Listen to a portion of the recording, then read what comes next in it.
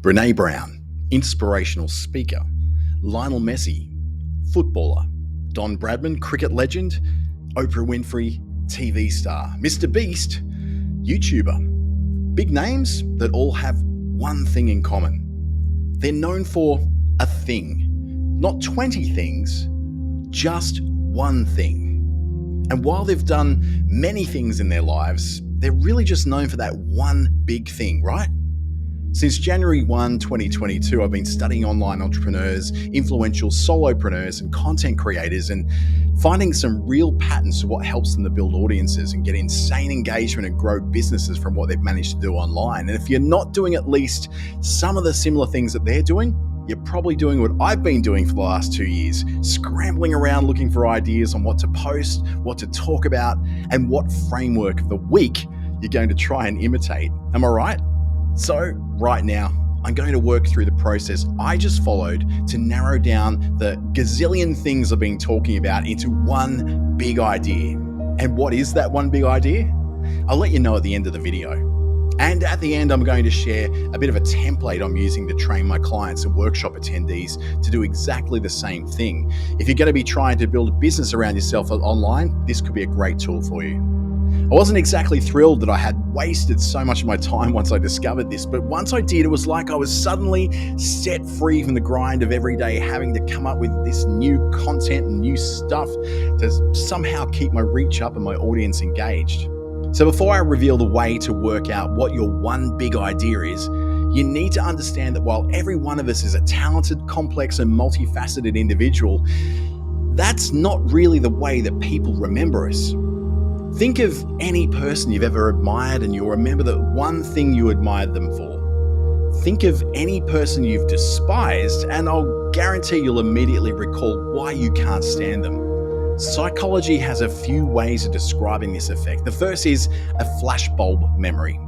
These are vivid and highly detailed memories of significant events, often involving some kind of shock or trauma. These memories can be so powerful that they overshadow all the other aspects of a person's life or activities. For example, you can remember the first bully who beat you up in a very singular way. All your opinions about them are probably based and biased upon that one traumatic memory of them.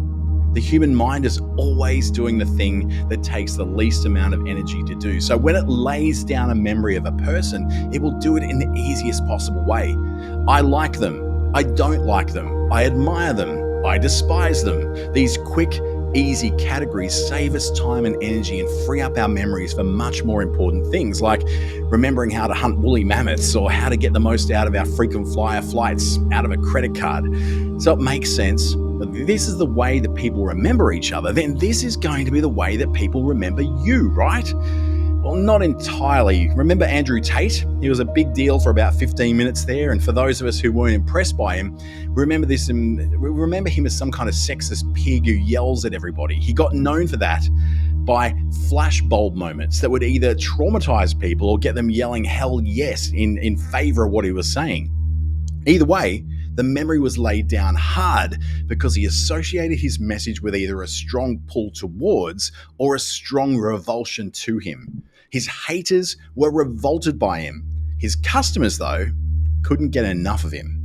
But if you're not willing to be that polarizing, and I'm definitely not, then you'll need a different way of approaching this. And this is where psychology also offers the MultiStore model of memory.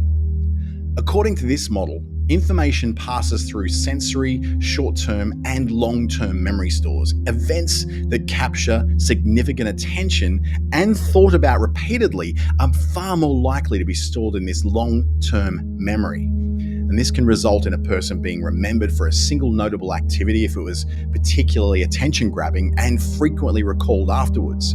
And this is where the non-Andrew Tates of the internet are playing at. They speak, they teach, they practice one key area of knowledge in a way that gains attention, maintains that attention, and then gets thought about repeatedly because they're always talking about that one area of knowledge with great depth and expertise. And so Justin Welsh, for example, gets known for solopreneurship. Brené Brown gets known for normalizing vulnerability. Mr. Beast gets known for his elaborate and expensive stunts and challenges and philanthropic activities on YouTube. So you can see why recently I had to ask myself, what am I known for? And the truth is that I just don't know. I talk so damn much that it's hard to nail down just what it is I'm an expert at. And I get asked this all the time. What is it you do? What are you an expert as? And that's getting really hard to answer because I do too much. So if I'm going to fix this situation, I need to choose a method. After all, I want to have people remember me, remember who I am and what I stand for, so they'll keep coming back, and that those with the means to pay for my time and my products will take me far more seriously. Now, since I have no intention of being the next Andrew Tate, the multi-store model is pretty much where I need to go. So what does it actually involve? In the most simple terms, it describes how information flows through these three different stages. The first is the sensory memory. The second, the short-term memory. And the third, the long-term memory. To create a sensory memory, you have to come in fast and hard, but rather than the flashbulb memory method, you're here to get attention, but not to traumatize people. You're not trying to offend or shock them, just draw their attention. And on YouTube, that means using an eye-catching thumbnail and in some sort of intriguing title that's going to capture the viewer's attention immediately. It could be making the few seconds at the beginning of your video very highly engaging, using vibrant visuals, some compelling questions, or some interesting facts that hook the viewer in. If you're blogging, then craft compelling headlines and subheadings that make readers want to continue on. Start with a strong hook, an interesting anecdote, or a startling statistic, or some kind of provocative question. Over on social media, it's much the same kind of stuff. Use striking images, GIFs, or videos that stand out in a feed.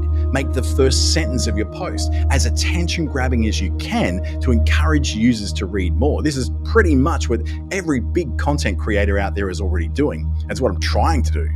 They're getting the attention and laying down enough curiosity for you to want to go further into the content.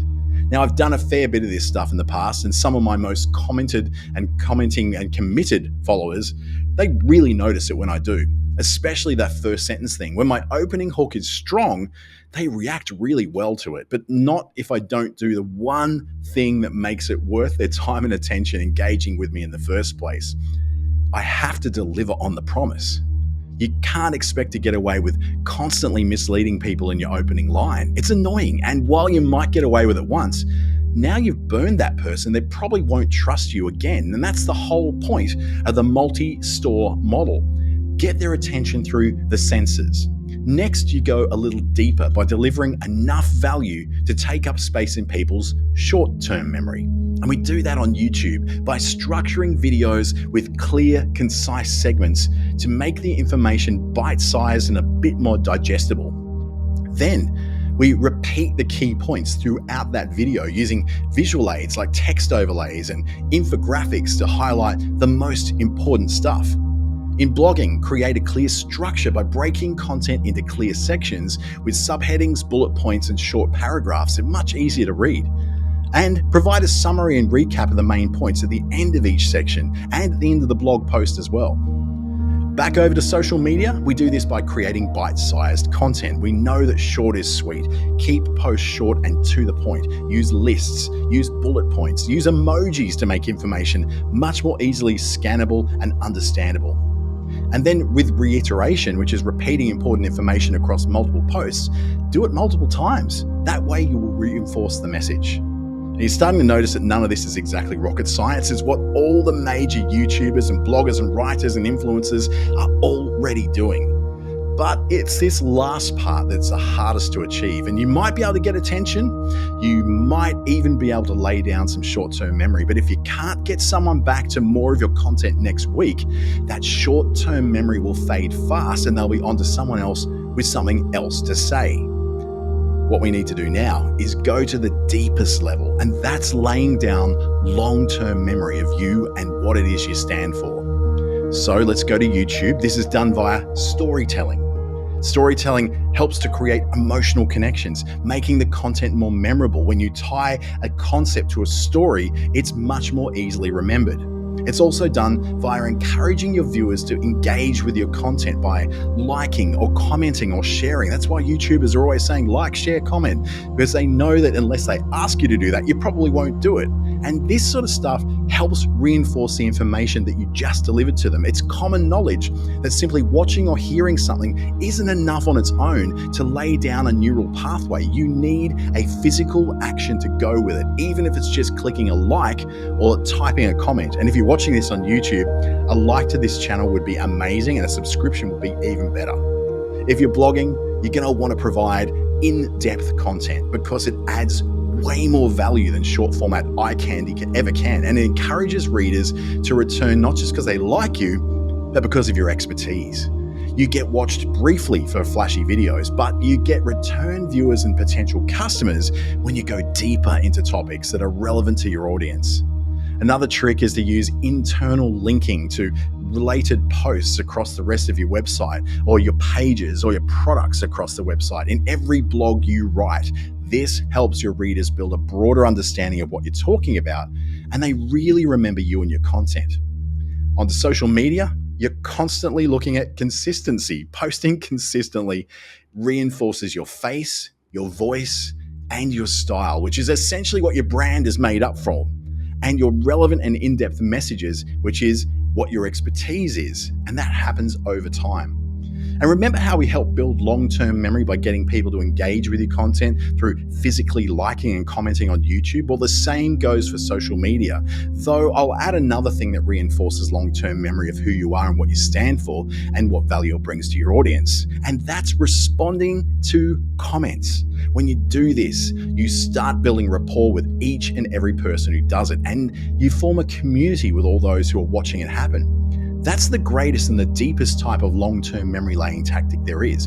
They see something, they read something, they hear something, they do something about it, and then you respond to keep that coming in. That active repetition lays down that neural pathway. So in answer to the question that's probably brewing in your head right now from the very beginning of this whole video, how does this relate to what I started this whole topic around? How do I focus in on what my big thing is? And at this point, if you haven't picked it up, you need to get that one thing to focus on, or at least a couple of very closely related things, because of this whole multi-store model thing. If you give a little information on Facebook about, let's say, mindset coaching, right? Then you go over to your website and you're talking about LinkedIn consulting. Then your Instagram has lots of photos of you at business events, and your TikTok is all about trying to sell a skincare brand that you have affiliate links for you. You can probably see how you're not achieving any sort of short-term memory, let alone long-term memory. It's because you're all over the place. Basically, if you want to achieve multi-store memory in your target audience, you can't have 15 things going all on at the same time, because commitment to one or two related areas of expertise in your content equals authority and credibility. Get attention to excite the senses. Then share something helpful to achieve short-term memory laying down. And finally, go deep into the subject with some long-form content to achieve long-term memory. Attention leads to short, short leads to long, and long, well, that leads to action later. This is the difference between someone who's scrambling around trying to make content every day, chasing likes and engagement like I've been doing for the last 2 years, and a pro who understands that likes and engagement or action only comes after you've made yourself noticeable, helpful, and memorable. Now, while we take a breath, I do have a free online mini course available at DanteSt.James.com. And it goes a little deeper into the get noticed territory. I call it get noticed, get booked. And it's what I use to get people booking me for paid consultations from my website. And it's not just about getting noticed online, it's about getting noticed for the right reasons in the real world too. It approaches the multi-store memory model from both the online and the offline perspective. Helps you to get noticed, so obviously you can get booked. Now let's head over to this whole reason why you've stayed with me for this long. How to figure out what your one big thing is. It feels like there are 1,000 content creation frameworks out there, and they all start to sound the same after you've read enough of them. So I'm not going to introduce you to yet another one. Rather, I'll make this as simple as I possibly can. You just need to choose a topic to create content around that is either narrow enough to allow you to be an expert at it, but also broad enough to let you not be repetitive. Now, how does that look in the real world? Let's just say you're that executive mindset coach we were talking about before, who has specialized skills in disc profiling, or maybe a bit of neuro-linguistic programming, communication, and workforce training and development. What out of all that do you focus in on? Well, you start with the most broad thing that you have here. You're an executive coach, right? This is what you'll be primarily known for as you get started. Executive coaching gives you a lot of wobble room. You can create content about being a coach who uses disc profiling. You can create content around being a communication coach. You can even create content around being a coach who helps with workforce skill issues. All of those things are issues that executives may need coaching with. Executive coach, right? But the trick is to make sure you have multiple kinds of content to get attention, to be memorable in the short term and be memorable in the long term.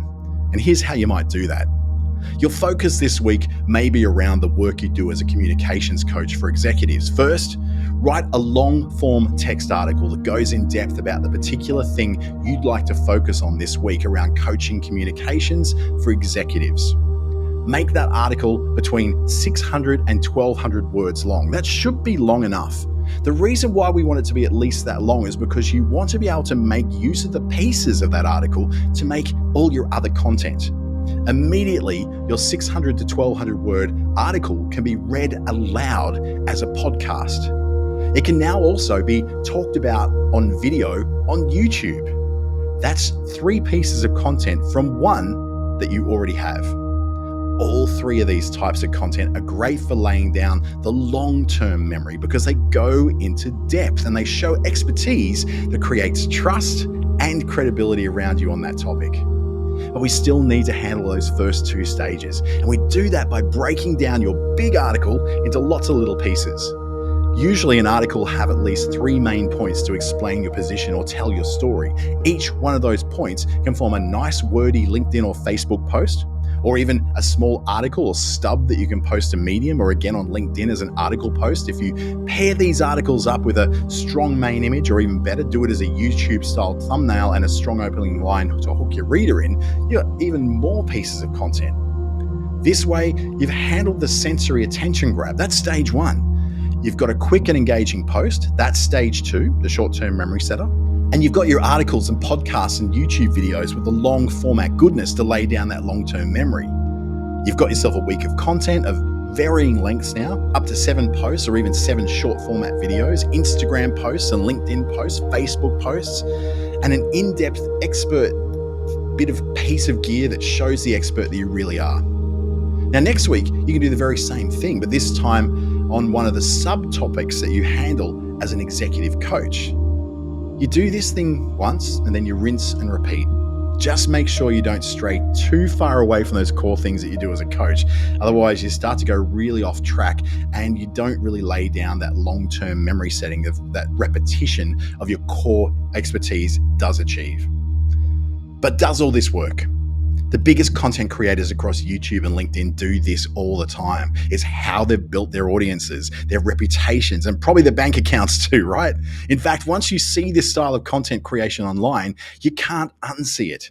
It's what I'm just starting to do myself. So if you want to know how it goes, watch my channels over the next 6 months to see how I grow. If I do, well, you can always do the same thing and follow the same methodology. If I don't, then I'll say I messed up. But at the end of the day, this is how the game of content creation is played. So give it a try, and I'll see you in the next one.